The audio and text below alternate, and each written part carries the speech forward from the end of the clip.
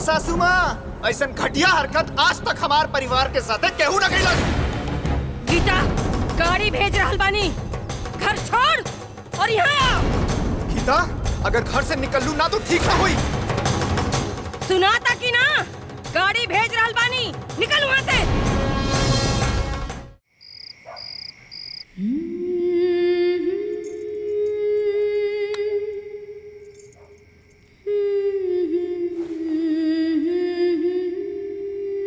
दुल्हन जी। अरे दुल्हन, खाना ना खैलू? खा लीनी अम्मा जी। अच्छा, तू खा ले लू तो अभी तक ऐसे ही सब पड़ल बा। हमरा पता बा दुल्हन, जब नया नया आदमी घर में आवेला ना, खाए में ऐसे ही लाज लागेला। कबो कबो ना खाही के ना मन करेला, लेकिन हमरा एकर उपाय पता बा।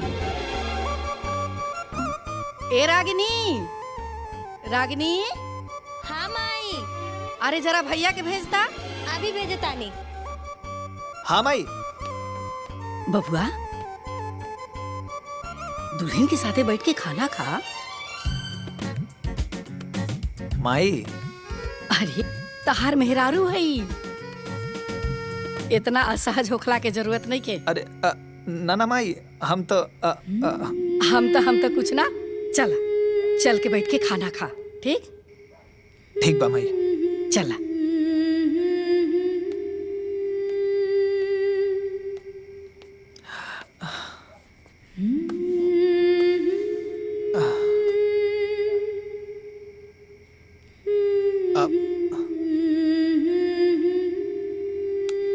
तोहार माई हमार नौकरी लगवा के हमार परिवार के संजीवनी दे देली।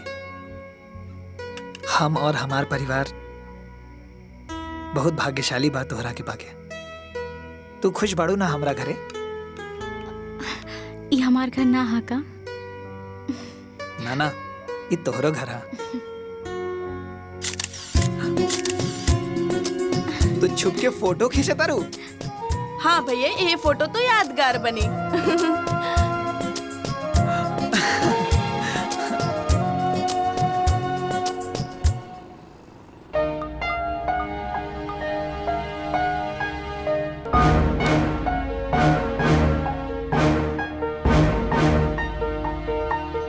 प्रणाम मम्मी।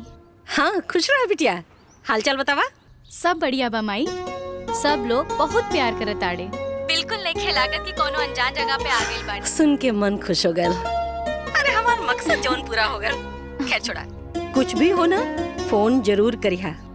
ठीक है मम्मी। प्रणाम। खुश रहा, अपन ख्याल रखिया। हाँ माई। ठीक।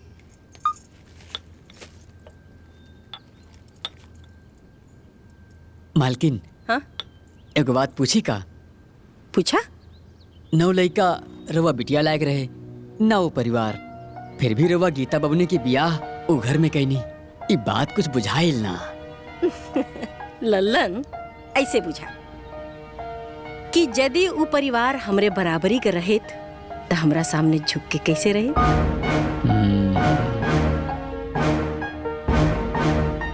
अपना बेटी के सुख के खातिर सबसे पहले हम अपने होखे वाले दामाद का नौकरी लगोनी, फिर अपने बिटिया का ब्याह करनी और एहसान लाद देनी।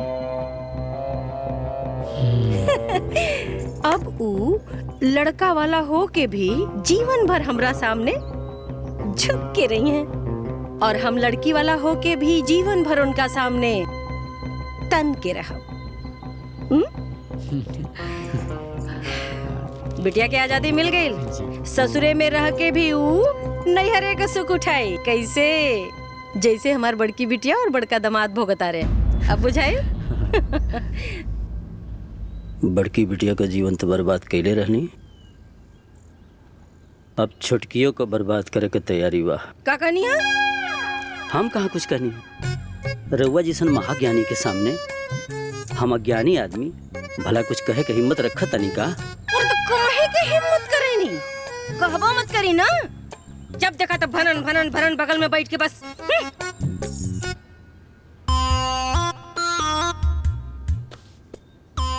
माई बाबू से बात कैले रहो? देखिए, आपकी माँ चाहे जो भी बोले, बाकी होगा वो है जो अब मेरी मम्मी ने कहा है। अरे हम कहाँ ना बोलने हैं?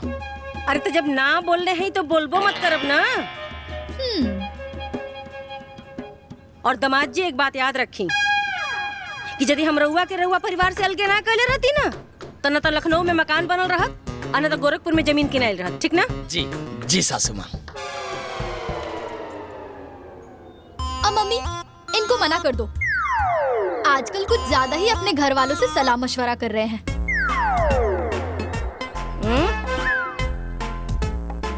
आगे हुई ना ना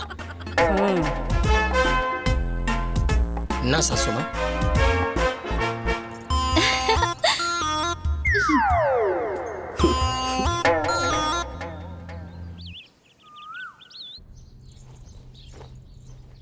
दुल्हीन, जी मम्मी। फुआ और मौसा जी लोग जाता लो। अच्छा। ता वहाँ लोग के माड़ो में खिलावे खातिर जोन थरिया देहल गई रहे ना, वो कहाँ बा? हमरा के तो मालूम नहीं खे। एक मिनट, हाँ मम्मी से पूछ के बतावा तानी। पूछ के बता दिया। ठीक जी।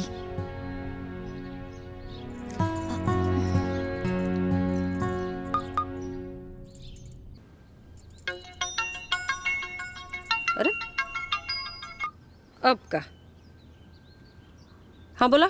हाँ माई। हाँ ओ फूफा जी और मौसा जी के माड़ो में भात खाए वाला थरिया कहाँ बा? अच्छा अच्छा, सुना, वो जौन बड़का बक्सा देले ही तोरे के, ओमे 2 जगह थरिया है। एक जगह पितरी का और एक जगह स्टील का। वो स्टील वाले में से निकाल के दूठे देता लोगन के, और दूसर का के चुहिया मत। अब क्यों कितनो कुछ कही उहे थरिया दिया जौन हम कहनी है, बुझाइल? अच्छा ठीक है माई, बाय। रखा। का हुआ? फिर कब आईबू? जैया नया खबर सुना देबा ओही दिन दौड़ के आई। ए बबुआ। हाँ दीदी, आगे आगे रहुआ पहुँची, ओकरा पीछे हम पहुँच जाए। अरे रहुआ ली। ई कहा हो? अरे उहे थरिया है ना जोन माड़ो में भात खाए बदे मिलल रहे। अच्छा, स्टील के? अरे यह तो मिलल रहे। का हो? हम तो सुनले रहनी कि दुल्हनिया के मायके वाला बड़ा धनवान पैसा वाला हवन, धनगर हवन। अरे हाँ बुची, एहू में कोनो शक बा? बड़ी धनवान हो। ओही से ई स्टील के बर्तन देले हवन सन।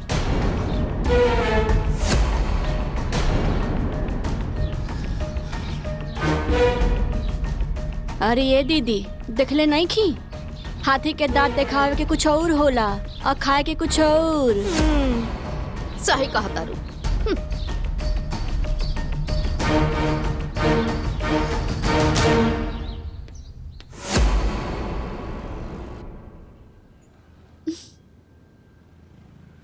अच्छा, तोर फुफुआ सास ऐसे कहलस?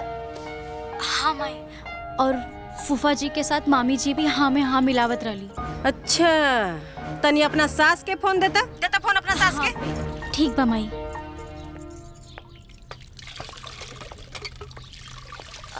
अम्मा जी, हमार माई के फोन है।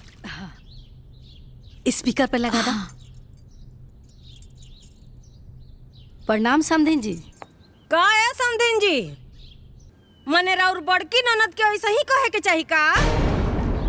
अरे हम चाहे बड़का घरे कहीं चाहे छोटका घरे का, और चाहे हम स्टील का थरिया देली चाहे सोना का, हमार न मर्जी। वो क्यों नहीं बोले वाला जी? अरे समधिन जी, अगर ऐसा बात बता हम रउआ से माफी मांगत नहीं। नहीं, मने हम बिटिया वाला बानी, अकर मतलब ही नहीं के ना कि केहू कुछ बोल के चल जाई। सुनाता ना हमार बतिया? अरे ना ना समधिन जी, ऐसा ना होई, रउआ नाराज मत होई। नहीं तो बड़का देखलू।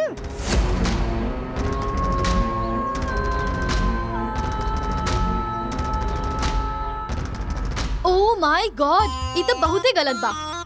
जानती हो माँ, एक बार इनकी मौसी जी भी ना मुझे कुछ बोली थी। तुमने तो जो सुनाया सो सुनाया, मैंने तो पूरी इज्जत ही उतार दी थी। तब से इनके घर में कोई मुंह नहीं खोलता है। काजी सही बोले ना?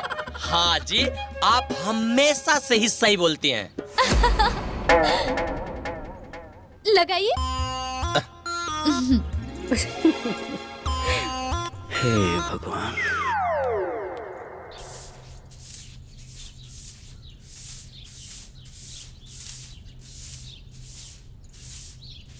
दुल्हन, जी अम्मा जी। हाय तारा ससुर जी के ना सब गंदा कपड़ा बा, एकरा धो के प्रेस कर दिया। ठीक बा अम्मा जी, हम अभी ये धुल देता नहीं। अरे दुल्हन, अभी इतना का आगुता हट बा, जब काम से खाली होया ना तब धो दिया। अम्मा जी एमे खाली होखे वाला कौन बात बा? हम अभी ही कपड़ा वॉशिंग मशीन में डाल दे और चालू कर दे, फिर ही कपड़ा अपने आप धुल के सूख जाए। Washing machine? हाँ आई। आई अम्मा जी। ई है वॉशिंग मशीन, एहमे बस कपड़ा डाले के देरी बा, बाकी धुले और सूखे में कोनो देरी नहीं के। अरे दुल्हन, एगो बात कहीं अगर बुरा ना मानता। अरे अम्मा जी ऐसन काहे कहत बानी, कहीं ना। दुल्हन, ई ना ऐसे ही पैक रहे दे तू ना त ठीक रहित। उ कहा ना कि अब अपन रागनी भी सियान हो गई बड़ी, उनकरो बियाह होगी त ई सब सामान देवही के पड़ी ना। और राजू के तभी नया नया नौकरी लागल बा, सारा सामान खरीदे में बड़ा मुश्किल हुई। ई सब सामान रही त दिया जाई। और हाँ, हमनी के जब हाथ फरहर होई ना त सब सामान खरीदा जाई। तब तक तू हाथे से कपड़ा धोई तू।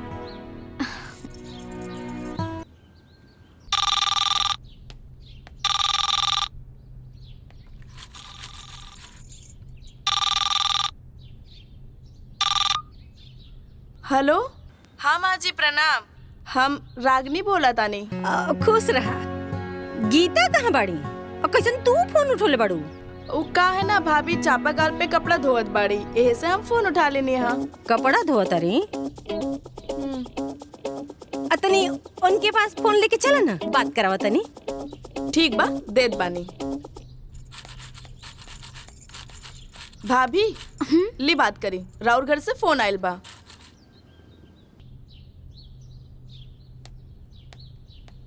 हाँ मम्मी, का हाल बा? ठीक बाड़ू ना? अरे हाल चल के मुंह पिटावे, पहले ही बताओ ते करत का बाड़ी? मम्मी ऊ कहा कि थोड़ा सा कपड़ा रहल, उहे धुलत रहनी। कहे वॉशिंग मशीन का हम शोरूम में प्रदर्शनी लगावे के देले बाड़ी कि तू हाथे से कपड़ा धोता रही? जाके सारा कपड़ा मशीन में डाल। मम्मी कहा कि ओ मम्मी जी के इच्छा है कि वो वॉशिंग मशीन वैसे ही रखल जाए, वो रागिनी बबुनी के शादी में दहेज दियल जाए। का कहलुआ? रागिनी के दहेज में?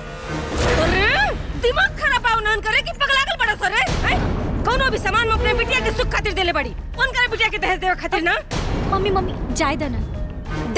देता फोन अपना सास के, हमहू देखता नहीं कि कैसे पता को सामान देवल जाला एने ओने। हम बाद में अम्मा जी से बात कराई। सुन, ज्यादा देतिया मत बन, बुझाइल ना? अने तक कपारे पे चढ़ के बंसी बजावे लगिया तब समझ में आई तो रखी पगलेट कहीं का। शुरुए में टोका टोकी जरूरी होला, बुझाइल? चल फोन दे अपना सास के, बात करो हमार। प्लीज मम्मी प्लीज, बात यही खत्म कर देना प्लीज। बाद में कोनो बात हुई तो हम बता दे, तब बात कर ली है प्लीज मम्मी। अच्छा तो ठीक बा, एदा पारी तो हम मान जाता नहीं, लेकिन आगे से ऐसा कुछ भी भइल ना तो बता देता नहीं, हमरा से बुरा क्यों ना होई, बता दिया उन्हें लोग के। ठीक बा मम्मी। रख फोन।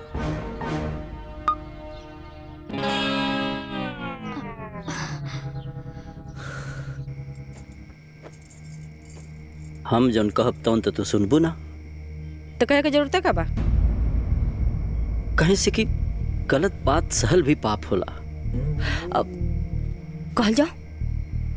देखा, गीता अभी अभी दुल्हन बन के ससुराल गइल बा, हर बात पे फोन मत कइल करा। काहे? कहीं से कि बात बिगड़ भी सकेले। तो डर केकरा के बा? केकरा के डर बा जी?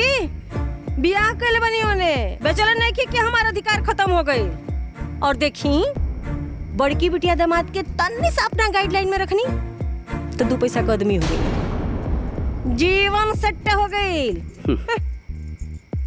बेटी अपन ससुराल छोड़ देलस, दामाद अपन परिवार छोड़ देलस। का तरक्की भइल बा। का कहनी है? कुछ ना, हम भला कुछ कह सके नी। रउआ ऐसन महाज्ञानी के सामने हम अज्ञानी भला का कह सके नी। तो कहबो मत करी ना, आ जानी ज्ञान देवे। जा यहाँ से।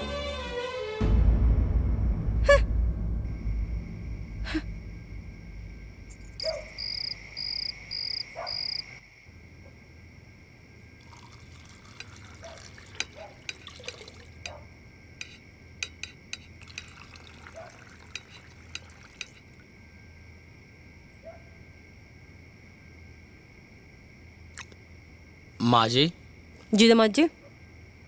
कल हमरा बहन के मंदिर में देखा कि बा तो चाय के चाहत रहनी। ओह माय गॉड, वहाँ उतने सारे लोग हैं ना। आप नहीं जाएंगे तो देखौरी रुक थोड़ी ना जाएगी। चलिए जइए तो का हो जाई। पापा आप चुप रहिए। हाँ हम तो चुप्पे बनी। रखा इनका के पूंछ बना के।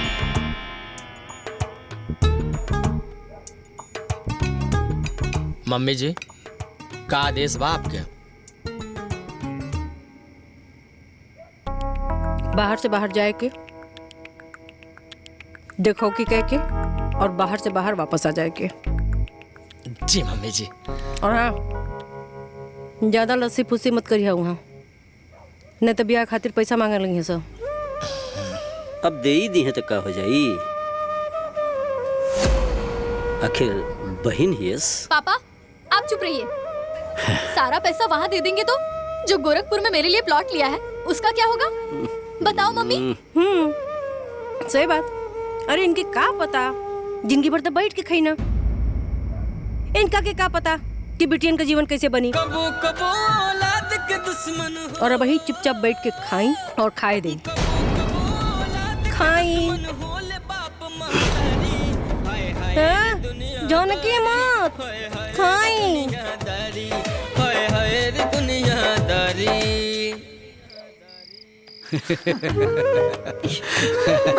खाना खेले के बाद मिठाई खाए के चाहिए। ओहो भैया के ससुराल वाला। चला चला एक एक उठावा लो। ले आता। अरे लड्डू ले लूं तो पनियो ले आओ। हाँ हाँ ओहो ला दे, पहले लड्डू तो खा ला लोग। अब तो हर शादी ब्याह हो गई, जिम्मेदारी बढ़ गई।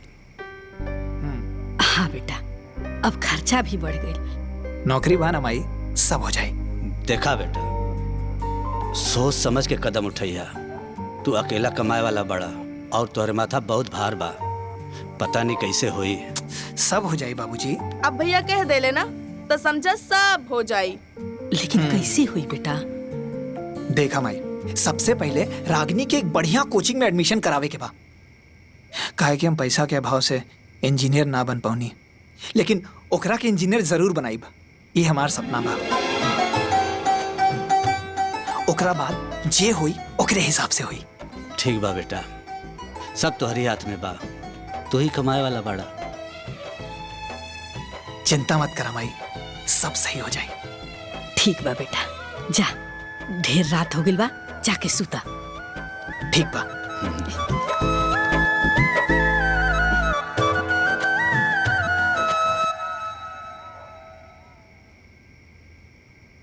अरे अभी ले जागल बाड़ू? नींद नहीं आवत। काहे? काहे कि रहुआ काले चल जाए। अच्छा, यह सोच के नींद नहीं खियावत? अरे देखा, नौकरी करे के बा तो जाए के पड़ी ना। हमार मन ना लगी। अरे रे, पूरा परिवार तोहरे साथे बा तो काहे मन ना लगी? देखा, अभी नया नया जॉब बा तो सब कुछ सेटल होके में थोड़ा टाइम लगी। साथ ही साथ पूरे परिवार में एक हम ही कमाए वाला मेंबर बानी, तो सब कुछ सोच समझ के चले के पड़ी। हाँ? अरे नाराज हो गई लुका? देखा, नाराज ना होल जाला। अभी तो हमनी के जीवन की शुरुआत बा, ओ हमें तोहार भरपूर सपोर्ट चाहिए। करबू ना? गुड।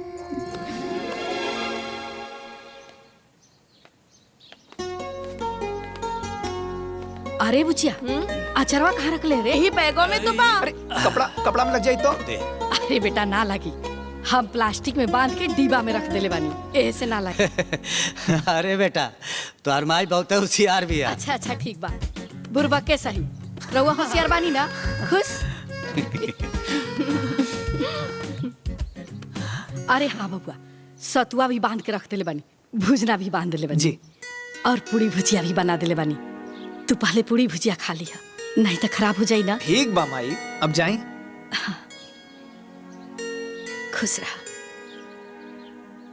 अपन ख्याल रखिया, आयजा के चिंता बिल्कुल मत करिया, हमनी के बानी छना। खुश रह बेटा, बेटा बढ़िया से रहिया। ठीक बा बाबूजी। प्रणाम भैया। ठीक से पढ़िया। हाँ इतना उदास काहे बोलो तारू बिटिया? ना मम्मी, हम उदास नहीं की। अरे बचपन से पाल पोस के बड़ के ले बनी, अब हम ही ना जानब कि तू कब खुश बाड़ू कब उदास बाड़ू। ना मम्मी, ऐसा कोनो बात नहीं खे, कहा कि वो जॉब पे चल गए ना, यही से हमार मन थोड़ा सा उदास हो गइल बा। का दामाद जी, मने दामाद जी तोरा के छोड़ के जॉब पर चल गई ना? हाँ अच्छा अच्छा, परेशान मत हो का। हाँ तू अपन ख्याल रखा, हम फोन करब थोड़ी देर में। ओके मम्मी। ओह माय गॉड, मेरी बहन अकेले कैसे रह रही होगी? उसको कितना बोर फील हो रहा होगा ना। अरे होखबे करी, और फिर उनकर हिम्मत कैसे पड़ गई हमरे बिटिया के अकेले छोड़ के शहर जाए का? बताओ मम्मी, मैं तो इनके बिना एक मिनट भी नहीं रह पाती हूँ, वो कैसे रह रही होगी? सही बात सासू जी, साड़ू भाई ठीक नहीं खेगा।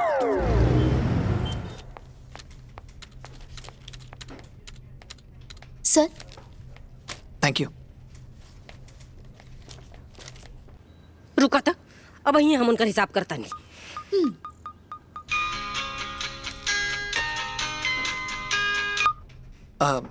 प्रणाम सासू माँ।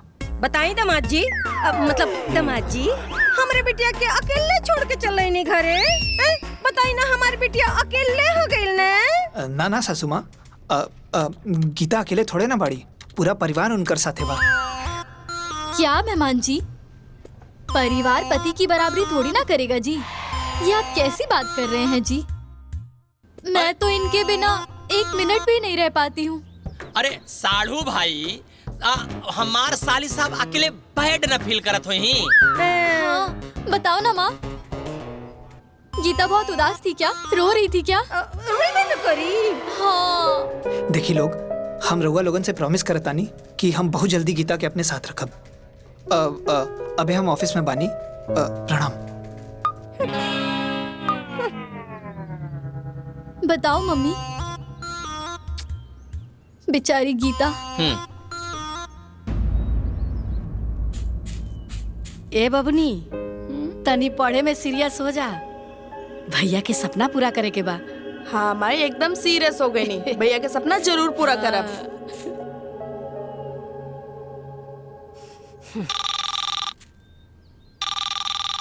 माई, भैया के सास के फोन आइला। हाँ, स्पीकर पे लगा। का समधिन जी, माने कि इहो कोनो बात होला जी? आए हमार नई नवेली बिटिया गइल है, आ ओकरा के अकेले छोड़ के दामाद जी शहर चल गई ना। अरे ना समधिन जी, पूरा परिवार तो भरल बा, उनके साथे बानी जा हमनी के, अकेले थोड़े बाड़े। बताओ मम्मी, गीता को कितना अकेला फील हो रहा होगा, उसको तो भग भग रुलाई आ रहा होगा। अरे उते होखी। हाँ। अरे समधिन जी, ऐसा कोनो बात नहीं खे, वही बहुत ही खुश बाड़ी। समधन जी, हम राजू का पापा बोलता है। आप लोग हित हो गए तो आप लोगों से का छुपाव के? हाँ। एक अकेला राजू परिवार में कमाए वाला, 1000 गो खर्चा, नया नया नौकरी लगल बा, तो सब देखे के बा ना। परिवार बिखर जाए तो खर्चा भी बढ़ जाए, आप तो समझते हो कब। वैसे भी आप लोग का बहुत एहसान बा हमनी पर, ये एहसान हमनी के कब्बो भुलाल ना जाए।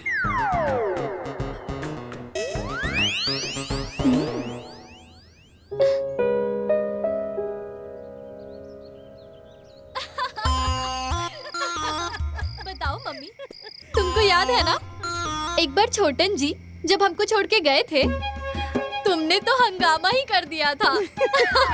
और मैं भी जो भाग के आ गया था। हाँ। ओह माय गॉड। बाकी गीता कैसे रहती होगी? वो जंगल में ना अपना ससुराल में बिया। और तू लोग बार बार बोल के ओकरा जीवन में आग मत लगावा। बताओ मम्मी, पापा को क्या मालूम कि उसकी भी अपनी पर्सनल खुशी होती होगी ना? हाँ सासू माँ, फैमिली थोड़ी ना हैप्पी देगा उसको। हाँ। माँ है हमरा के न पता बा कि औलाद का दर्द का होला, इनका के का पता। तू ही दोनों जानी त ओकरा जीवन के बर्बादी के कारण बनल बा। का कहनी है? कुछ ना, हम कहाँ कुछ कहनी है। तू दोनों महाज्ञानी के सामने हम अज्ञानी के कुछ बोले के हिम्मत बा? तो हिम्मत करबो मत करब।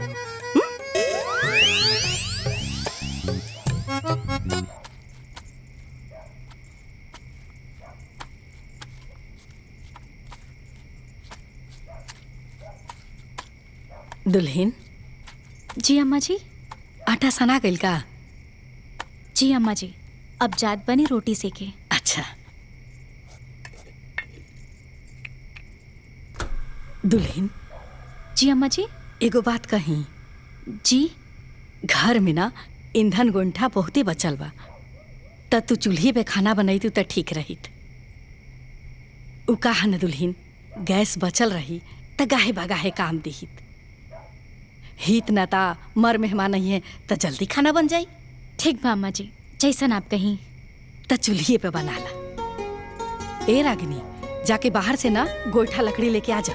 ठीक बा माई, ले आवा तानी। दुल्हन, सब्जी कटा गई, ठीक ना? ला सब्जी बना दिया।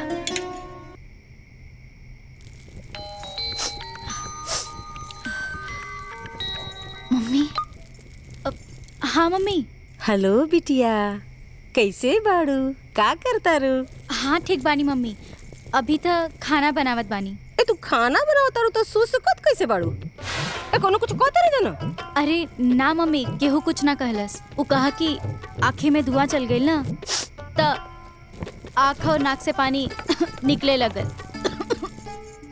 अरे मने कि गैस चूल्हा पर कैया से धुआं लगा लगल रे?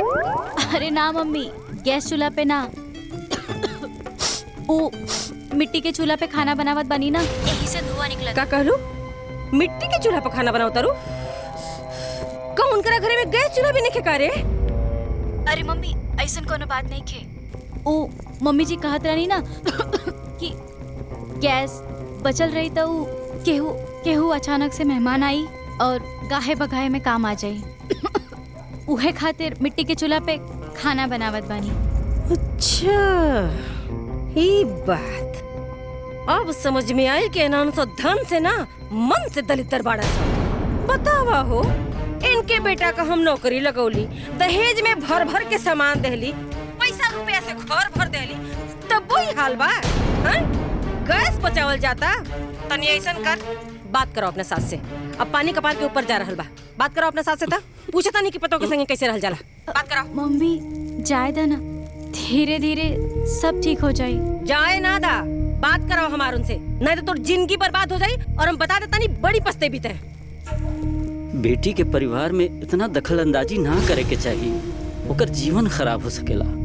आगे नहीं ज्ञान देवे, बोलो नहीं हरुआ के हम जब देखा तक ज्ञान देवे पहुंचावे नहीं। हाँ जाइए यहाँ से, दिमाग मत खराब करी। ऐ बात सुन, ते पहले बात कराओ हमार। अम्मा जी तो बाहर बाड़ी, रउआ से कैसे बात करवाई? अच्छा ठीक बा, हम तमाजी से बात करता नहीं। बाकी तय कान खोल के सुन, जाके गैस चूल्हा पर खाना बनाओ, और अगर आज के बाद हम सुन नहीं ना कि तय चूल्हा पर खाना बनाओ तरी, तो हमारा से बुरा क्यों ना हुई। हेलो।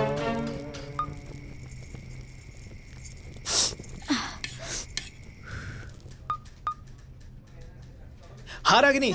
हाँ भैया प्रणाम। खुश रहा खुश रहा। माई के फोन दा। माई। हाँ ली, भाई के फोन आयल बा। स्पीकर पे लगाओ।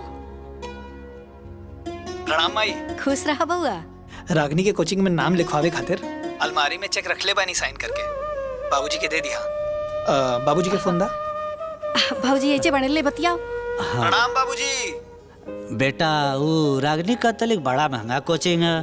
तो ओकर चिंता छोड़े ना बाबूजी, हम ओकरा के इंजीनियर बनल देखे के चाहता नहीं। बिहान जाके एडमिशन करा दिया। बेटा हमके कुछ बुझेबे ना करी, वहाँ जाके का कर? तू बस रागनी के साथे जी, हाँ बाकी सब काम कर लिए। ओके सब पता बा। रागनी के फोन दा। हाँ हाँ ला।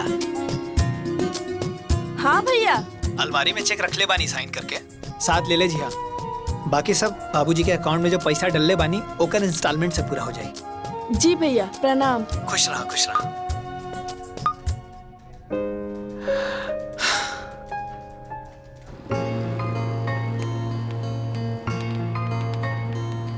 बड़ा ठंडा लला रे। एसी लागल बा बाबूजी। हाँ बेटा, तब पढ़ाइयो बड़ा महंगा हुई ना। पढ़ाई भी तो अच्छा होला। हमारे के जमाना में अच्छी कोचिंग ना रहे, नया जमाना नई पढ़ाई है। रुका बाबूजी, का एक सेल्फी खींच के भैया के भेजे के बा। हाँ ले खींच।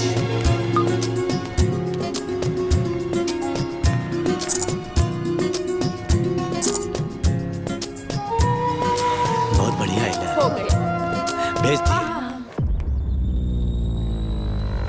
अंटार्कटिका पृथ्वी की सबसे ठंडी जगह। इससे ठंडी जगह। ओह माय गॉड मम्मी, तुमको मालूम है मेहमान जी ने क्या स्टेटस लगाया है? का?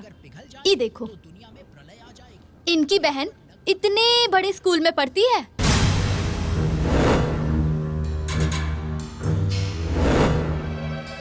इतने बड़े स्कूल में तो कभी तुमने भी मुझे नहीं पढ़ाया।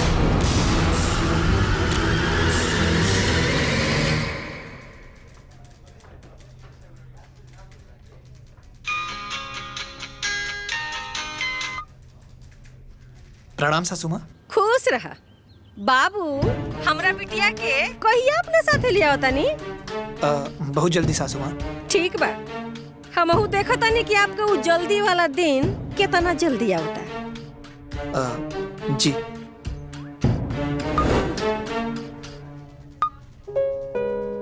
अरे बाप रे, इस सासू माँ तो हाथ धो के पीछे पड़ गई। अजी गीता को वीडियो कॉल करिए ना।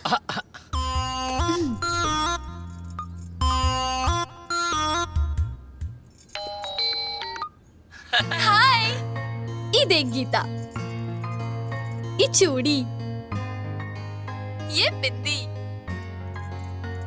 ये लिपस्टिक और ये ज्वेलरी। ये सब साड़ी का मैचिंग है।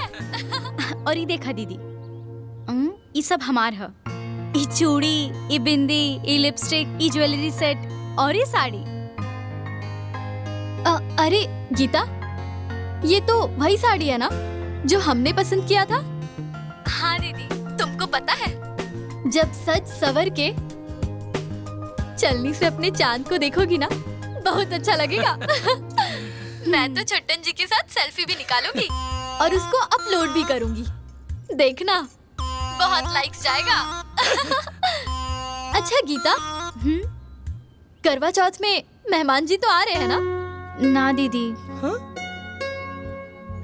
ओह माय गॉड, तो तुम चांद कैसे देखोगी? वीडियो कॉल पे देख लेना दीदी।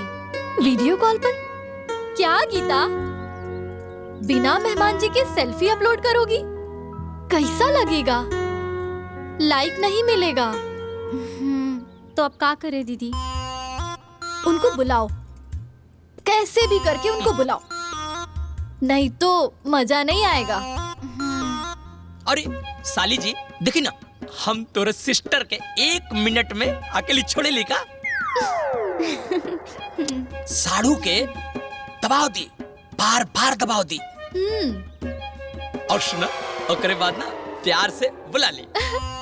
हाँ बुला ले। हाँ ओके ठीक है, बाय बाय।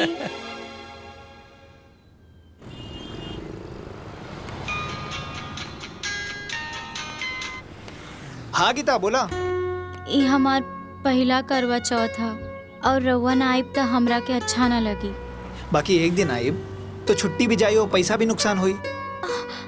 अच्छा, हमार खुशी से बढ़ के पैसा हो गई बका? और हम कौन पिकनिक मनावे खातिर बुलावा तानी? हम तो बस पति पत्नी के पूजा में शामिल होके खातिर बुलावतानी। अरे यार प्लीज आए ना, प्लीज। अच्छा भले आप मैरिज डे पे मत आए, लेकिन करवा चौथ पे आवे के बा। प्लीज मना मत करी, प्लीज आए ना, प्लीज प्लीज। अच्छा ठीक बा बता।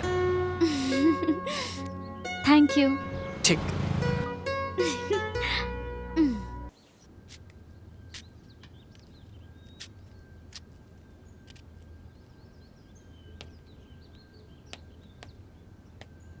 अरे बबुआ आओ बैठा। कितना दुबरा गइल दुल्हन। जी अम्मा जी। एक गिलास दूध लेके आवता। लावतानी। है भला बताओ ता कितना दुबरा गइल बड़ा। अरे का बनावेला का खाला। नौकरी करे के बाद देह में शक्ति ना रही तो काम कैसे होई। अरे ठीक तो बानी हम, बाकी शरीर का वजन भी ठीक बा। लीजिए पिया। राजू। जी बाबूजी। हम सोचा तानी कि बहू के अपने साथे शहर ले जा। टाइम टू टाइम खाना खात होगा, अकेले रहला में दिक्कत होला बेटा। ना ना बाबूजी, हमके कौनो दिक्कत नहीं है। अरे कैसे दिक्कत नहीं है, हमनी से बेसी तू जानता रहा। इतने दिन में तो इतना दुबरा गईला। मर्द की काम न करे के बा कि घर में बैठ के चौका बर्तन करी, कपड़ा धोई। अरे अकेले का करबा बबुआ। अरे माए बाबूजी, अब इनका लेके जाए तो सारा प्लान फेल हो जाए, बहुत खर्चा बढ़ जाए। बेटा रूम का भाड़ा देबे करेला, बिजली का बिल देबे करेला, खाली राशन का खर्चा थोड़ा सा बढ़ जाए, ऐसे प्लान फेल हो जाए। और जो तुम लोगन की दिक्कत होई उ? अरे बबुआ हमनी के कोनो दिक्कत ना हुई। रागिनी बाड़ी न, हमनी के कोनो दिक्कत ना हुई। और इससे भी तार माई इतना कमजोर नहीं की अब अहियो 50 आदमी के खाना बना के खिला सकत रही। बात माना, दुल्हन के अपना साथे साथे शहर ले जा।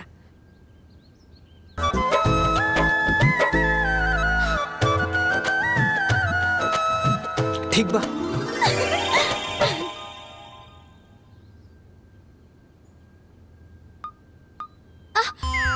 क्या छोटन जी, ठीक से करिए ना। बना तो रहल बानी। बताओ माँ, एक चोटी भी ठीक से नहीं बना पा रहे हैं। अरे ये दोनों दमादन के ना हमरे बेटियन के चिंता देखे। अरे ठीक से करी। चलिए हटिए यहाँ से, हटिए। मूड खराब कर दिया। अरे गीता का वीडियो कर।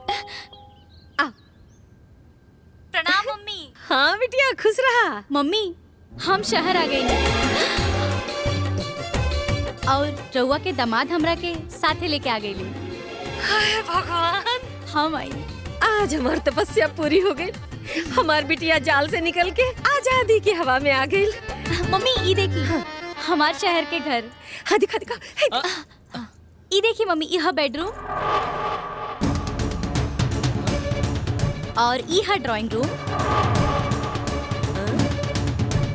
ये बैठे के जगह और यह किचन।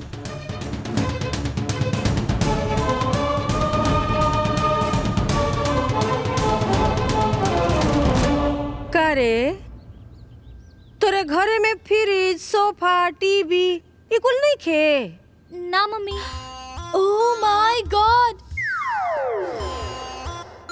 बताओ मम्मी, सोफा भी नहीं रहेगा तो कितना इंसल्ट होगा ना। तुमको पता है मम्मी, मेरी एक ननद। बंद करना अपन कथा, पहले मैं कर सुन ली। हमरा ई दामाद का सिस्टम ठीक नहीं खेलागत। अरे मम्मी ऐसा कोनो बात नहीं खे। कहा कि उनकरा बहन के एडमिशन में पैसा ज्यादा लग गई है ना, और शहर में आवे के भी अचानक प्लान बन गई। उहे खातिर मम्मी धीरे धीरे सब ठीक हो जाए। सुन, दामाद जी से कहते छुट्टी लेवे के। काल हम आवतानी। सच्ची मम्मी? ठीक बा मम्मी, प्रणाम। ठीक कहलू हा मम्मी, बिल्कुल सही कहलू। बतावा भिखमंगा नियर घरे में छी। सासू माँ? अरे गीता देख, मम्मी जी, पापा जी, बड़की दीदी सब लोग आ गइलन।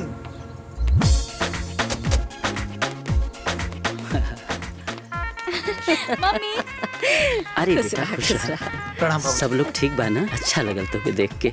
जी चल। पापा अरे प्रणाम हमारा खुश रहा बेटा। सदा सुहागन रहो। ठीक बड़ा दीदी सब बढ़िया बा। और साड़ू भाई ओह माय सब गॉड बढ़िया, बढ़िया। का गीता तुम इतनी दुबली कैसे हो गई? कुछ भी दीदी। भैया लोग सारा सामान लेके अंदर आवा। हम बताओ बतानी की कौन चीज कहाँ रखे के बा। लेवा लेवा। ठीक बा उतारे तनी।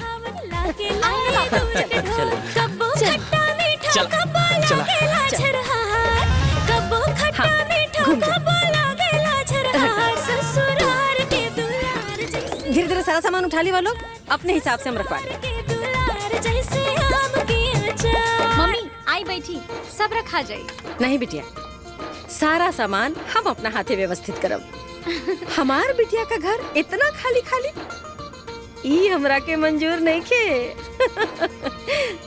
सासू तुम्हारा माँ, का हाँ ये सब सामान रउआ चिंता मत करी बेटा, सारा सामान इंस्टॉलमेंट पर बा।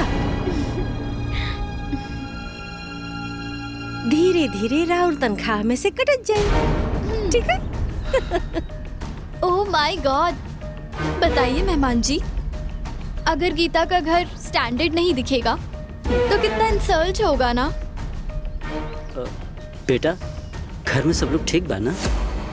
हाँ हाँ सब लोग ठीक बा बाबूजी। अच्छा हम चाय बना के लेके आवतानी। ठीक बा।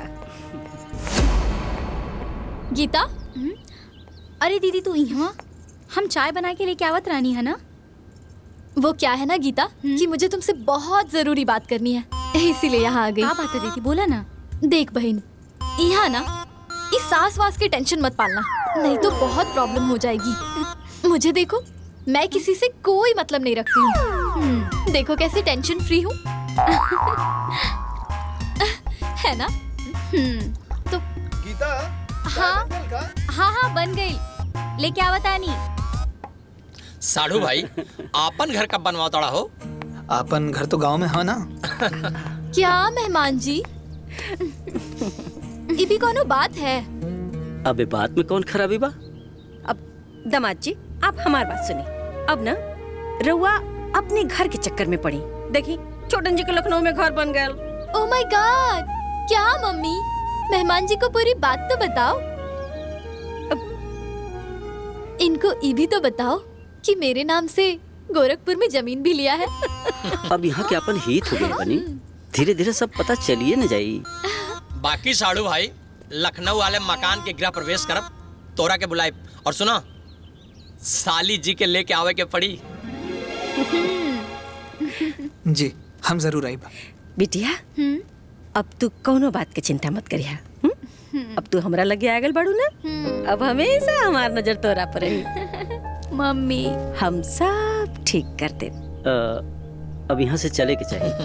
भेंट मुलाकात तो सबसे हो ही गई, अब दामाद जी के काम भी तो हुई बहुत। जी बाबूजी। अच्छा चलिए।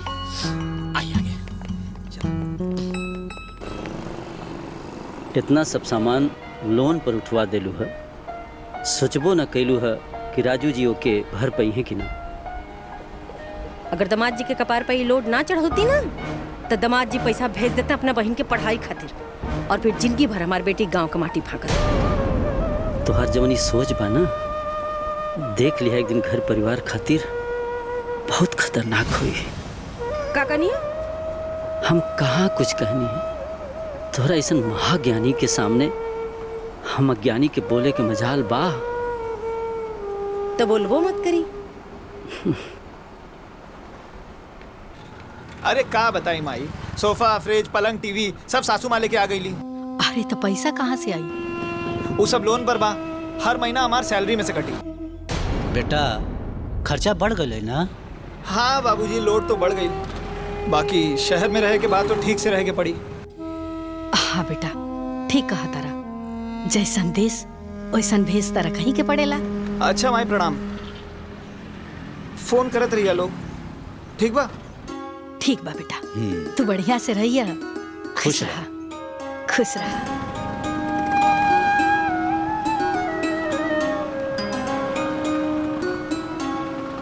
लड़का खर्चा और बढ़ा देना से उन्हन के ऐसा करे के चाहे। गलत परिवार में शादी हो गई, सरवा पूरा परिवार मतलबी बा। अरे अब तो बियाह हो गई, अब इसे सोचला में कोनो फायदा बची? तो औरत के समझ के चाहिए ना, हैं? एक आदमी के ऊपर पहले ही से इतना बोझ रहा, एक और बोझ डलवा देला। ए जी, कम से कम वो दोनों खुश तो बड़ा सना। हमनी के का चाहिए? उन्हीं के खुशी बस।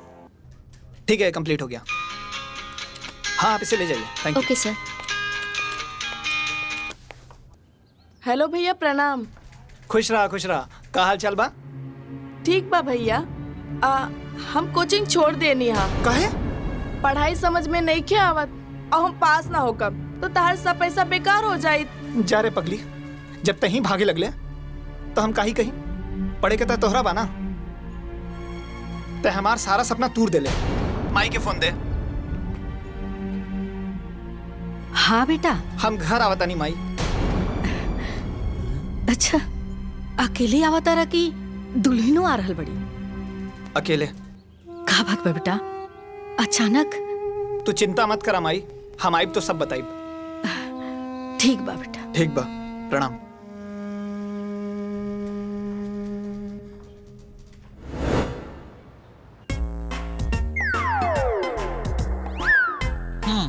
मम्मी जी, ये वाला खाइए ना, बहुत मीठा है।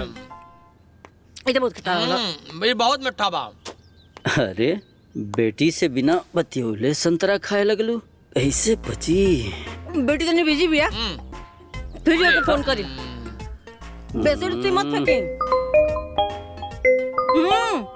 आ गई।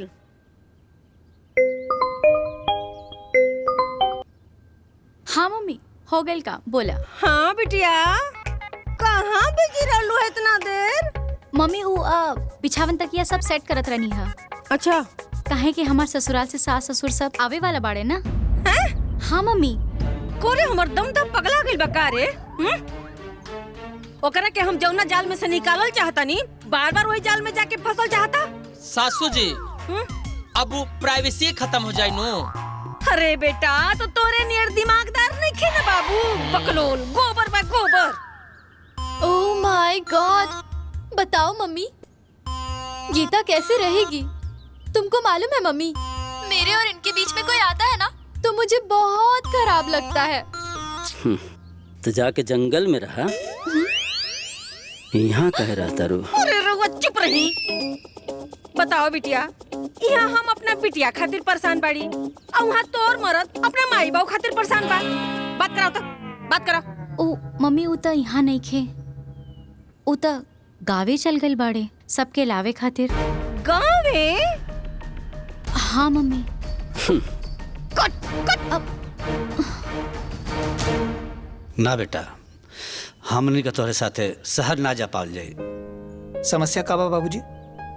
देखा बेटा, एक तो तारा ऊपर ऐसा ही खर्चा बढ़ल बा, हमनी के जाइब जाता खर्चा और बढ़ जाई और तू परेशान हो जीबा। अरे बस खाना का खर्चा बढ़ी माई, बाकी का खर्चा उहे होई जे लागत बा। रागिनी, रागिनी जी। ये क्या? नमस्ते सर। नमस्ते, कहिए। सर मैं कोचिंग से आया हूँ, ये चेक रिटर्न करना था मुझे। Thank you. सर एक बात पूछ सकता हूँ आपसे? जी पूछिए।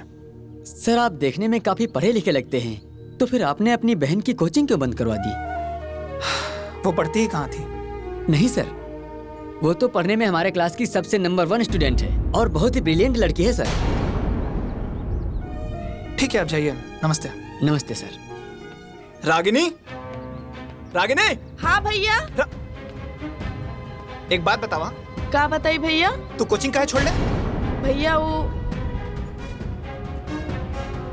कोचिंग काहे छोड़ ले? कुछ समझ में नहीं क्या आवत, तो का करती? झूठ बोल बे। ओकरे पे काहे चिल्लाता रहा? सच्चाई हम बतावता ने। समधिन जी, हम अपने दामाद को नौकरी अपने बेटी के सुख के खातिर लगोले बाड़ी, रउआ के बेटी के इंजीनियर बनाओ खातिर ना। और एक बात बता दी कि अगर हमरा नौकरी लगवावे आवेला तो नौकरी छुड़वावे भी आवेला। फिर बनाओ तेरे अपना बेटिया के डॉक्टर इंजीनियर। तू इतना सुन के भी चुप हो गई लू? हम का करती बेटा, उतारा के नौकरी लगोले बड़ी और नौकरी कितना मुश्किल से मिलल बा। तो के हमरा पे भरोसा बा ना? हाँ बेटा। वो बबीता देवी हमरा के खरीदले नहीं खे। रुक माई, फोन लगाता नहीं। ला माई, उनका औकात बतावा। दामाद जी के फोन।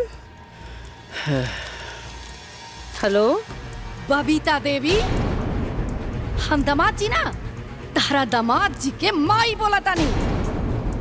समधिन जी, पता बा ना केकरा से बात करता नहीं? अरे चुप ना समझ मूर्ख औरत। ते हमरा चुप्पी के हमर कमजोरी समझ ले रहीस ना, लेकिन अब ना। ए सुलेमान देवी, तोहर इतनी हिम्मत कि तू हमरा से ऊंची आवाज में बात करता रू? राउर कौन अधिकार बा हमार परिवार में दखल देवे के? अपना बेटी के खुशी का ख्याल रखल हमार काम बा। एको बेटा होके के नाते, एको भाई होके के नाते सब लोगन की खुशी का ख्याल रखल हमार काम हो। ए दामाद जी, आज लेके वो हमरा से इतना ऊंची आवाज में बात ना कैलस। ए सासू माँ, ऐसन घटिया हरकत आज तक हमार परिवार के साथ केहू न कैलस। अगर हमके पहले पता रहित कि राउर सोच इतना नीच बा तो हम ही ब्याह ही ना करती। तोहर इतनी हिम्मत कि तू हमरा के नीच कहला, घटिया कहला? अरे हमरे चलते आज इज्जतदार बनला सा, हम ही नौकरी लगोली और हम ही से गर्मी। अरे लात मारता नहीं ऐसा नौकरी के, भाड़ में जाए ऐसा नौकरी और भाड़ में जाए ऐसा ससुरारी। इतना गर्मी उतारेब, तोहरो गर्मी उतारेब। एक मिनट, हमरा के पहले हमरा बेटी से कॉन्फ्रेंस कॉल पे बात करे दे। एक मिनट, बता नहीं।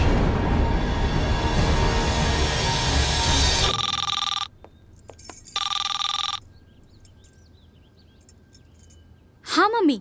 गीता, गाड़ी भेज रहल बानी, घर छोड़ और यहाँ आ। गीता, अगर घर से निकल लूं ना तो ठीक ना हुई। सुनाता कि ना? गाड़ी भेज रहल बानी, निकल वहाँ से। ना गीता,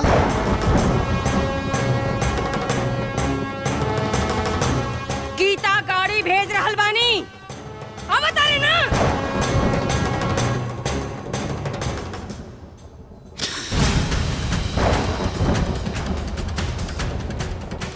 हाँ मम्मी।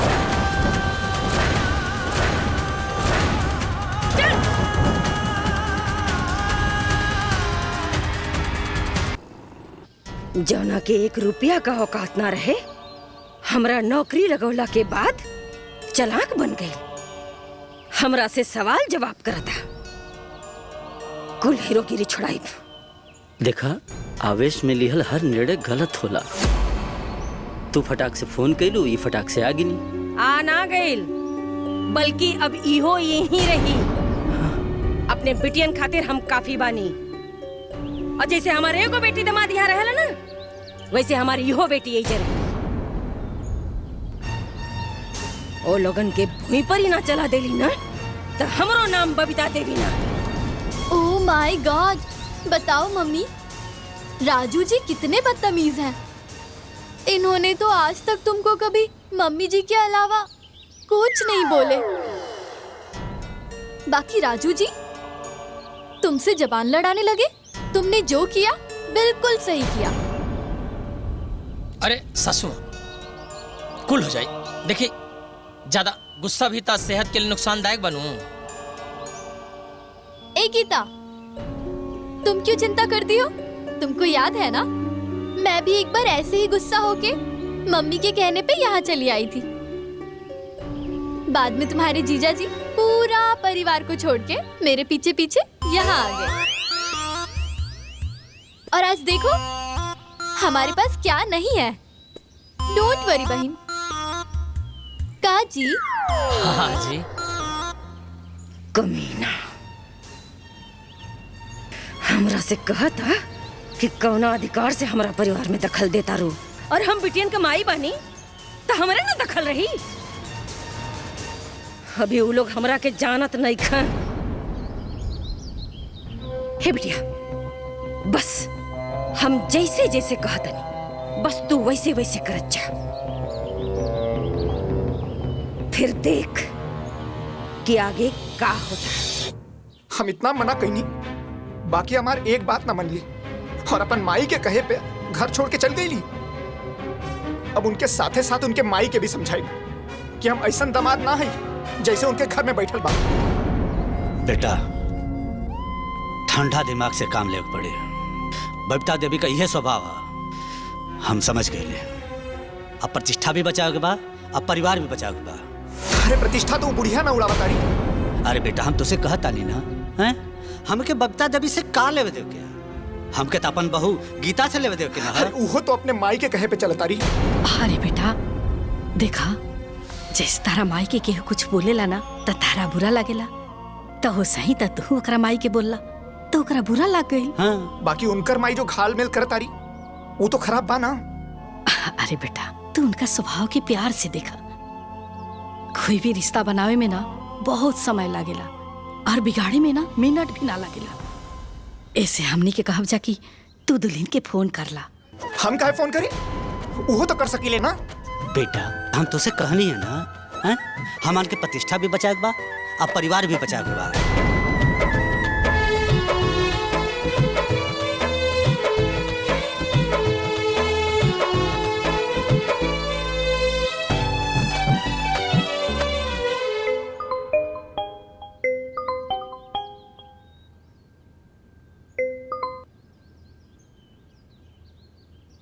हाँ बोली। देखा गीता, खीस पीट में जौन भैल तौन भैल, अब घरे आ जा। हमार मम्मी जौन कहिए हम उहे करब। हमार माई से पूछ ली। एमे तो हर माई से कहे पूछे के पड़ी। तू हमार पत्नी हो ना? और ऊ हमार मम्मी है। एकर मतलब तो हर माई जौन कहीं तौन हुई। का भैल? तू बोलत काहे नहीं खो? का बोली? हम कहनी ना हमार मम्मी से पूछ ला। गीता, तो हर जीवन हमरा से जुड़ल बा, बीच में अपन माई के मत लेके आवा। हमनी के अपने विवेक से सोचे के बा। हमनी के बीच से अपन माई के साइड करा। ए, तू हमरे बिटिया के भड़कावत आ रहा? आगे ला ना औकात में। हमरा से बेहतर हमरा बिटिया के केहू नहीं के जान सकत, बुझाई? और कान खोल के सुन, अगर हमरा बिटिया के साथ रहे के बा तो तोरा के भी हमरे बड़की बिटिया और दामाद जैसा ना अपन परिवार छोड़ के रहे के पड़ी। बस ऐसा सुमा, ये कतई संभव नहीं है। रख फोन, रख।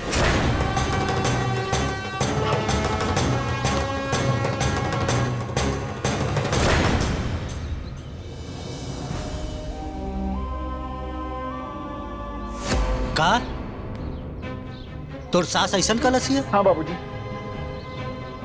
गलत जगह शादी हो गई, गलत रिश्तेदार मिल गई न सर। ए बेटा, अब तू का सोचला? अरे उनका कहले से हम अपन परिवार के बिल्कुल ना छोड़ सकीला।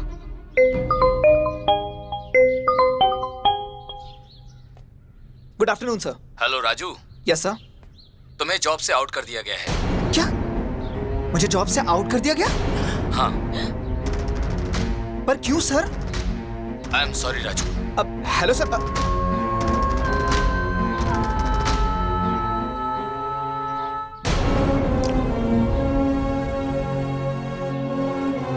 ये बबीता देवी हाथ धो करके हमनी के पीछे पड़ गई बिया। अब तो नौकरियों चल गई। अब का होई बेटा? हमनी के परिवार पे बड़का संकट आ गई। कुछ ना होई माई, ये बबीता देवी कौनों की किस्मत ना है। हम उससे भी बढ़िया नौकरी खोज के दिखाई। सब ठीक हो जाई माई, भैया पे भरोसा बा ना।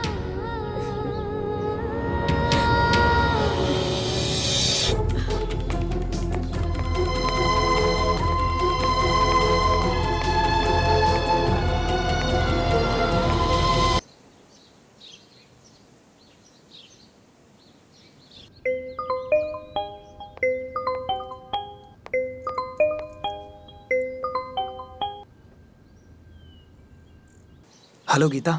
हाँ बोली। माई तोहरा के बहुत याद करताड़ी। अच्छा। और अब हमरा के जॉब भी मिल गई।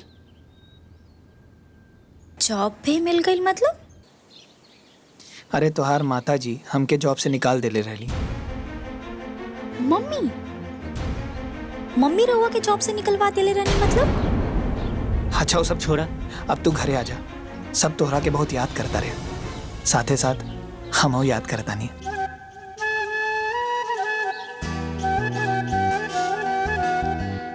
देखी। हेलो।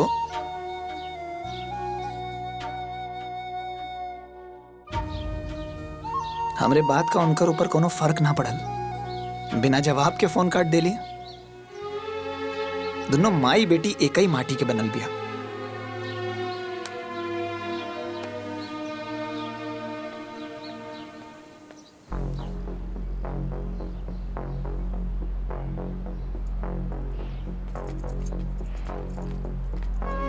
बिटिया तू यहाँ बैठल हो? चल जल्दी से नहा धो के तैयार हो जा। काहे मम्मी? अरे पंडित जी आयल बड़ा बेटा। वो काहे? तोरा खातिर पूजा रखोले बनी, ताकि तोहार कुल ग्रह नक्षत्र सब खत्म हो जाए। कौने ग्रह नक्षत्र? ओह माय गॉड! क्या गीता, तुमको पता नहीं है का? तुम्हारे जीवन का सबसे बड़ा ग्रह नक्षत्र तुम्हारा ससुराल और तुम्हारा हस्बैंड। तुमको पता है गीता, मम्मी तुम्हारी चिंता में रात रात भर नहीं सोती थी। चलो जल्दी से तैयार हो जाओ। गीता अरे तैयार हो खबू। आओ। चल चल चल चला।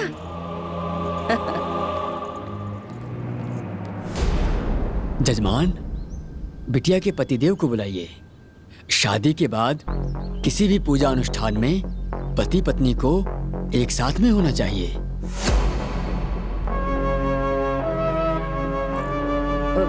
ये कहाँ लिखल बा पंडित जी? ये सब खाली दिखावा। पूजा करें। ये क्या बात कर रही माता जी? विवाह में जो 7 वचन दिया जाता है उसमें से एक वचन ये भी होता है। ओह माय गॉड! का पंडित जी, हम तो कितना बार अपना हस्बैंड के बिना ही पूजा किए हैं। का जी? हाँ जी, सही बात पंडित जी। करने के लिए लोग तो करते हैं, लेकिन मैंने तो शास्त्रों की बात बताई है। महाराज, ये बात ये लोगन के समझ में ना आई। और पूजा कराएं। देखिए, पति को परमेश्वर कहा गया है। जब जीवन में पति का इतना ऊंचा स्थान है तो पूजा अनुष्ठान में पति का स्थान क्यों नहीं हो सकता? आजकल आधुनिकता और क्षणिक स्वार्थ के लिए इन रिश्तों का महत्व ही खत्म हो गया है। अगर पति का महत्व नहीं है तो सावित्री यमराज से क्यों लड़ गई? अगर पति का महत्व नहीं है तो सीता जी राम जी के साथ वन में क्यों चली गई? अरे महाराज, हमरे हुआ के यहाँ पूजा करे के बोले बानी की प्रवचन देवे खातिर पूजा कराई कि हम दूसरे पंडित बुलाई? देखिए, होने के लिए तो सब होता है, लेकिन एक ब्राह्मण होने के नाते उचित परामर्श देना मेरा फर्ज था। चलिए, आप लोगों की यही इच्छा है तो शुरू करते हैं। जी। ओम त्र्यंबकम यजामहे सुगंधिम पुष्टिवर्धनम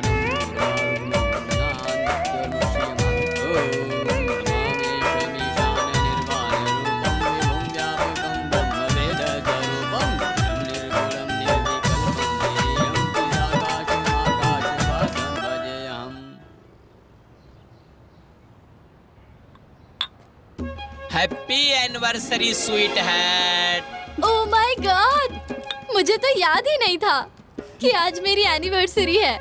बधाई हो बिटिया। Thank you. क्या माँ, तुम भी याद नहीं दिलाई? का याद दिलाई बिटिया? हमार तो खुद दिमाग हैंग करता। थैंक यू सो मच छोटन जी, आज आपने मेरा इतना इम्पोर्टेंट दिन याद दिलवाया। Most welcome sweet hat. इसीलिए हस्बैंड होता है।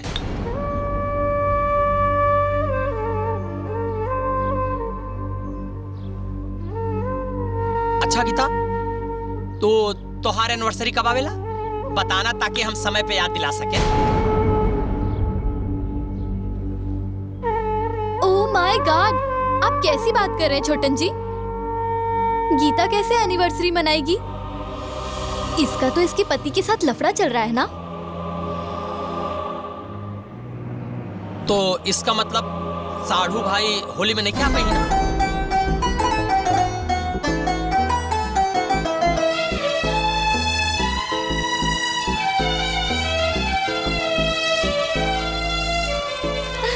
कितना सुंदर है ना।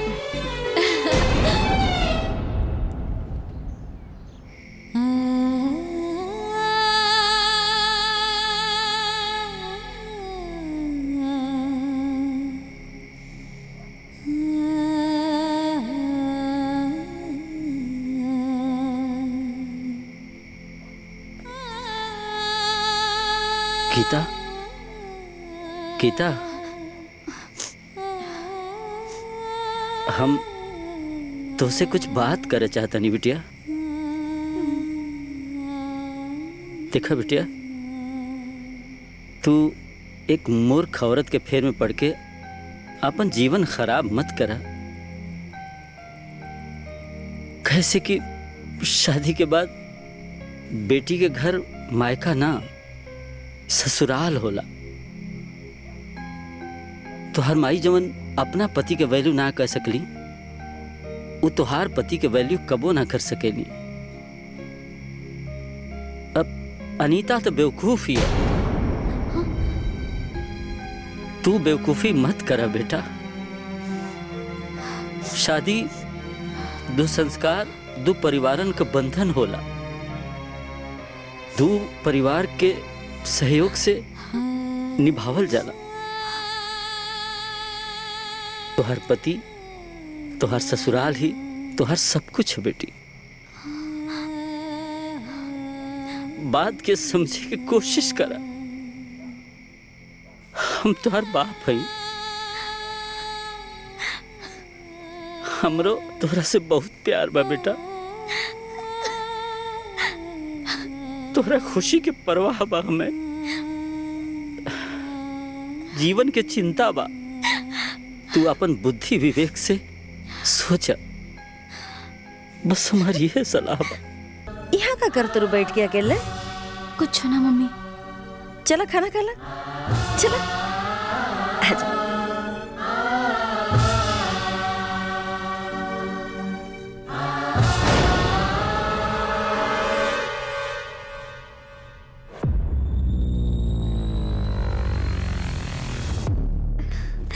मम्मी। हाँ बिटिया। मम्मी हमारे ससुराल से होली आइल बा। हाँ मम्मी। होली? हाँ। ओ लोगन का हिम्मत कैसे पड़ल यहाँ होली भेजे का? और इतनी औकात कि हमारा यहाँ होली भेजी है? देखा था नहीं। अरे सुना था। प्रणाम। छुटकी दुल्हन की खातिर सामान आइल बा। उठाई सामान, उठाई उठाई सामान। ये कहा करता रू? लोकते के क्या करता नहीं? क्या पापा, आप तो मम्मी की कोई बात मानते ही नहीं है। मम्मी बोली ना, उठाइए उठाइए, ले जाइए यहाँ से। बड़ी श्रद्धा से अपन पतों के खातिर वो सभी सामान भेजले बानी। रवा ऐसे कहा करता नहीं? अरे आग लगाओ इसने भिकमंगन के सरधा में। का लगा था कि कपड़ा अबीर गुलाल हम अपने बिटियन के नहीं दे सकत। जाके कह दा उन्हन से कि बबीता देवी ऐसे ने सामान के लात मारे नी।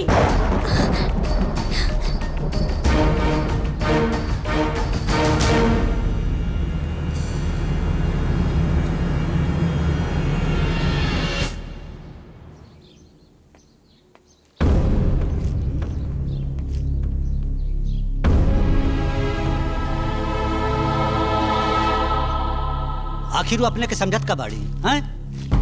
न उनके लगे हमन का इज्जत, न हमन के श्रद्धा का इज्जत, न मेरे लड़का का वैल्यू। रागले। हाँ बाबूजी। राजू के फोन लगाओ। अब बात कपार से ऊपर चढ़ गई है। हमनी के जितने इंसानियत दिखावता नहीं जा, उतने कपार पर चढ़ जाती है। लगाओ फोन। अरे रुको, देखी बात के जितना खींचब बात बढ़ेला घटेला ना। अरे माई, केहू कितना बर्दाश्त करी? वो लोग हर बात में नीचे दिखावता रे, ऐसा थोड़ी ना होला। चुप। ज्यादा आवेश में ना विवेक खत्म हो जाला। लेकिन हमन के इतना गिरल थोड़े बाड़ी सन कि हमन के साथ ऐसा बर्ताव। हे जी शांत हो जाई, अशांति से काम ली। साल भर पे होली आइल बा, पहले शांति से होली मना लेल जाओ, ओकरा बाद देखल जाई का करे के बा। चले।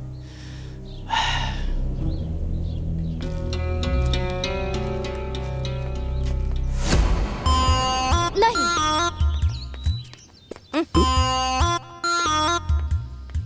ओ माय गॉड, देखो ना मम्मी, बार बार छोटन जी कह रहे हैं कि आज होली है, तो मेरे मम्मी पापा से आशीर्वाद ले लो, आशीर्वाद ले लो। कहे वो लोग भगवान हुआ का, कि लोग का आशीर्वाद चाहिए का दामाद जी? ना ना सासू माँ, मने का हो गई बा हमरा दोनों दामादन के कि हर बात में माई, हर बात में बाप। कौनो जरूरत ना है के फोन करे का। जी ना सासू माँ। ओके। ए चाची, एगो जीजा जी तो यही जा बानी, छटको जीजा जी के बुलाई रंग गुलाल खेले के बाद। कौन जीजा जी हो? जीजा जी गीता दी के हस्बैंड।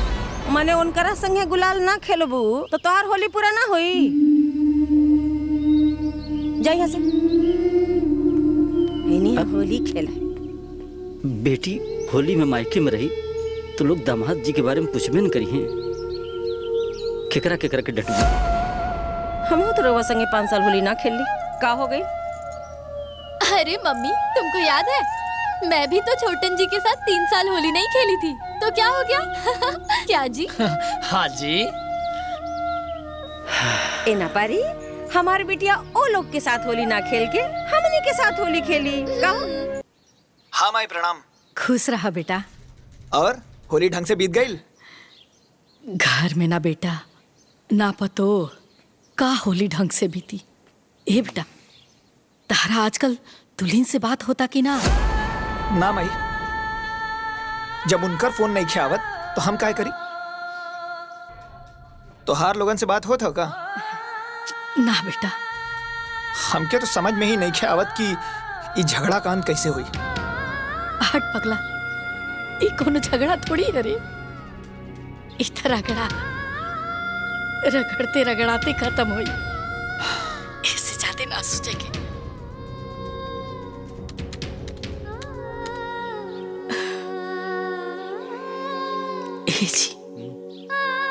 ओकरो से बात नहीं किया होगत, समझ में नहीं किया होत का कल जाओ। हमली का चलल जाओ। ठीक कहा था नहीं रहुआ।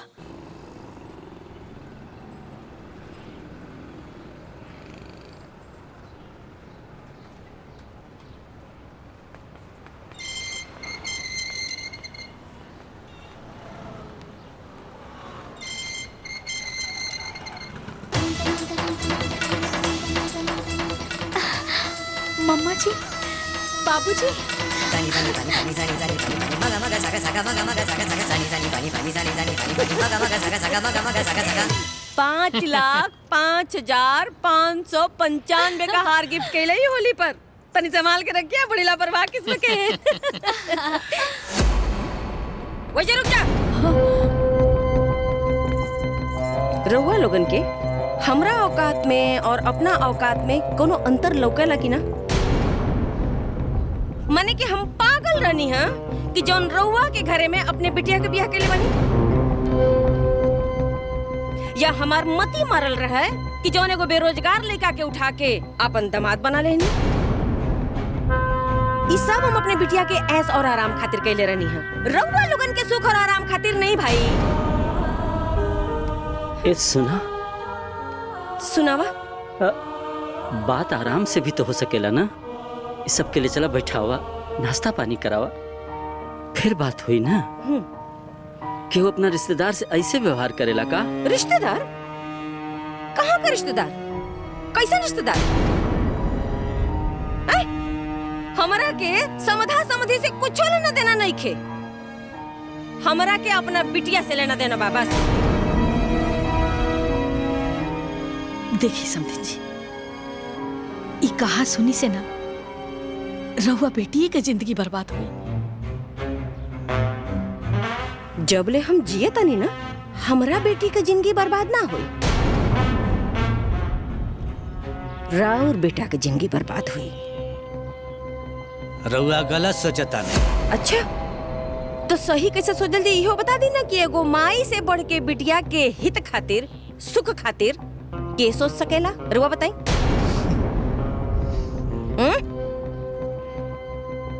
हमरे बिटियन के जीवन हमरे हिसाब से चली। बुझाइल? देख बड़की बिटिया खड़ी आई बड़का दामाद लखनऊ में घर बनता और गोरखपुर में जमीन किना गई। बुझाइल? वैसे ही छोटकी ओ बिटिया खातिर सोचले बनी। रउआ लोगन जैसन लाचारी का जीवन नहीं खींचिए कि भाई हमरे बिटियन के।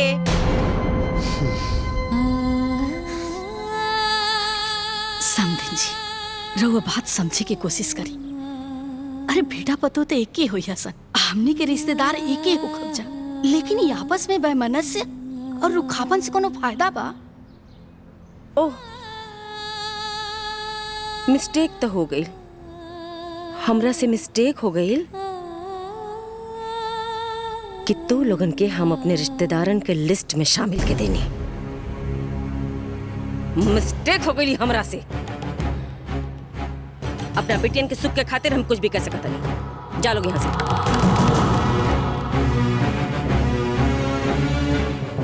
आउट। Get out.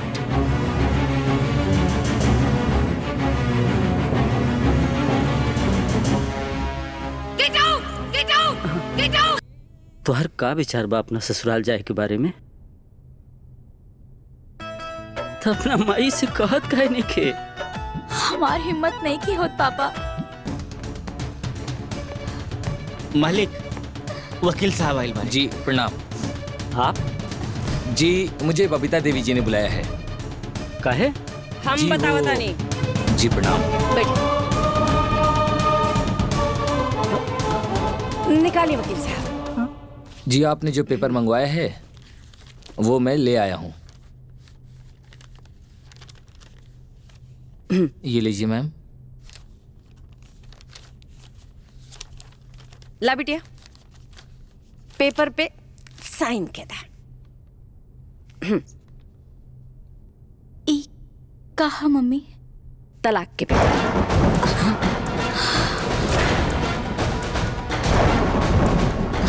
तलाक के पेपर? काहे? काहे से कि हमरा अपना बेटी के उस स्वार्थी परिवार से छुटकारा दिला के बढ़िया घरे घर बसावे के बाद। साइन कर बिटिया। ना मम्मी। ओह माय गॉड, क्या गीता, मम्मी तुम्हारी भलाई के लिए ही बोल रही है। चलो साइन करो। गीता हमारी बात ना मनबू? गीता साइन कर। ना मम्मी ना।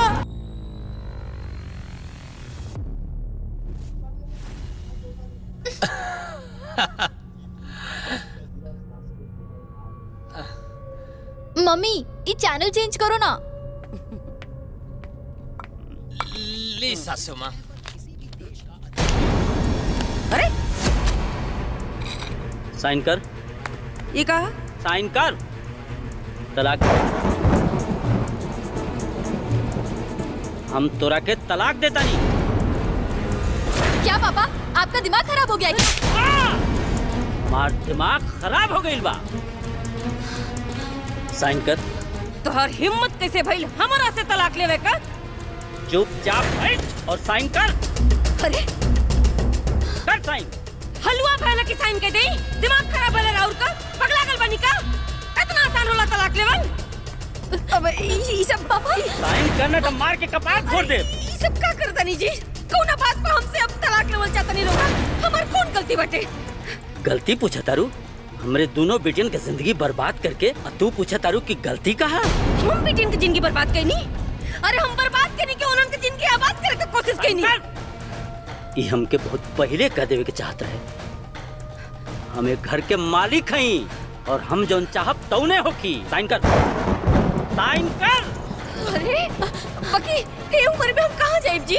हम बताइब तक कहाँ जी। साइन कर। साइन कर। साइन कर, साइन कर, साइन कर।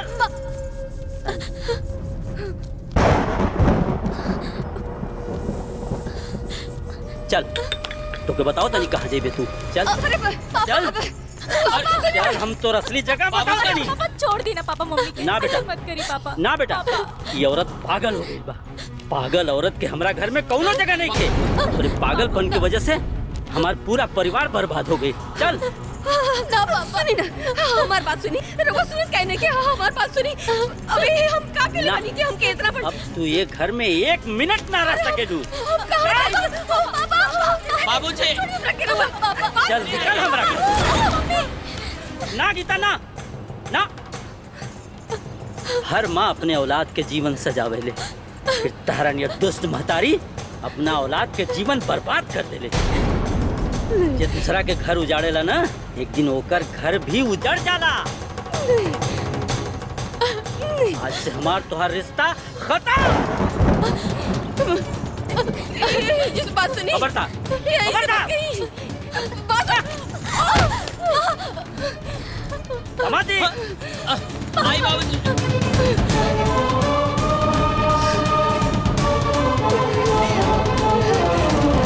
जी जी ससुर जी। जी पापा। बोली, अपना घरे कब जाइब और जाइब कि ना? ससुर जी, हम ता सासू माँ और रउआ बेटी के दबाव में आके यहाँ रहता नहीं ना। के अपन घर परिवार माई बाबू के छोड़ के यहाँ रह के चाहिए ससुर जी। बताइए, ये मेरे और मेरे माँ के ऊपर इल्जाम लगा रहे हैं। वैसे भी आपका परिवार कुछ कम है क्या? इनकी माँ एक नंबर की झगड़ालू और इनके बाबूजी एक नंबर के स्वार्थी। इनका तो पूरा का पूरा परिवार ही गलत है। मैं तो सिर्फ निकम्मी माँ की चमची स्वार्थी औरत हमरा के हमरा घर परिवार वालों से अलग कर देले। वो बेचारे कुछ भी न बोले, फिर भी आज वो गलत बाड़े। ओह माय गॉड, आपने मुझे निकम्मी कहा, स्वार्थी कहा, यहाँ तक कि मेरी माँ की चमची भी कहा। हम तोरा के निकम्मी बोल लिया। एक भी शब्द अगर हमरा परिवार के बारे में गलत बोलूं ना, ससुर जी तो सासू माँ के तलाक से अलग कर देले बाड़े। हम तो बिना तलाक के तोहरा के ले जाके बीच नदी में गला दबा के मार डाला। अरे हमरा के तू नामर्द बना के रख ले रहलू। हम तो आपन जवान की खातिर बंद रख ली है कि घर में शांति बनल रहे। कितना टॉर्चर सहली है, इतना जलील भइली है, फिर भी हमार दिल जाना था दिल। बस दामाद जी, जाइए अपना घर परिवार के लेके आई। जी ससुर जी। गीता। जी पापा। पापा ली बाबूजी। हेलो हेलो, प्रणाम प्रणाम। समधी जी प्रणाम। समधी जी, शायद हमरा के फ़ोन करे में कुछ देर हो गई, बाकी अब सब दुरुस्त हो गई बा। हमारा द्वार पे रउआ सभी के साथ जौन बर्ताव भइल, ओकरा खातिर हम माफ़ी मांगे चाहतानी। सबके आमंत्रित करतानी कि आके अपन बहू के विदाई करा ले जाए। राजू बाबू के अपना साथ जरूर लिया। जी, हमनी के जरूर आब जा। हाँ समधी जी, हमनी के जरूर आब जा। जी जी।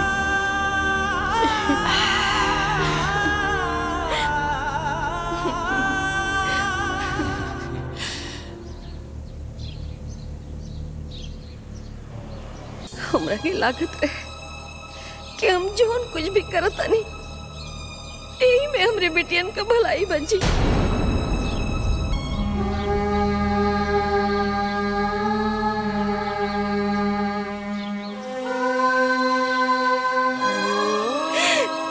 बाकी हम गलत रहनी जी। हम ही ना समझ पाऊनी कि ब्याह के बाद बेटियन पर ओकरे ससुराल का हक होला, ओकरे पति का हक होला।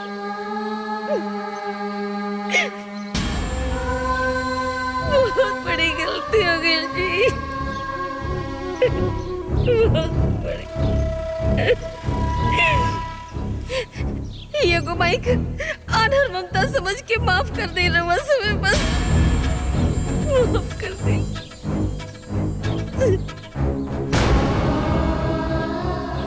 ओमे हमरे बेटी को कोनो गलती ना, वो लोगन के सजा मत दे, जो भी सजा देवे के हमरा के दे, बेटियन के नहीं।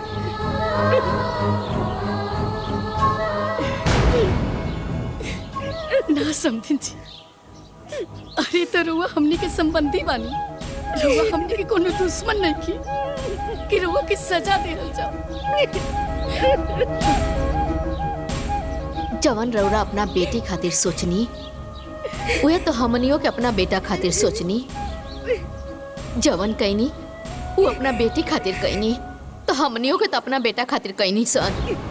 चली सब बराबर हो गई, चलिए अब चलिए।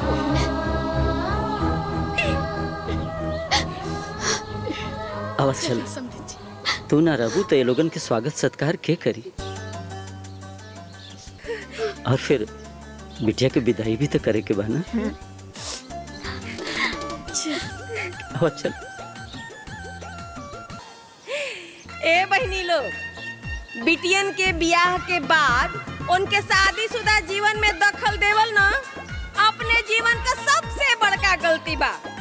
हम तो ये गलती कहिए देहनी, रहुआ सभे मत करो, बहुत दुर्गति होला जी।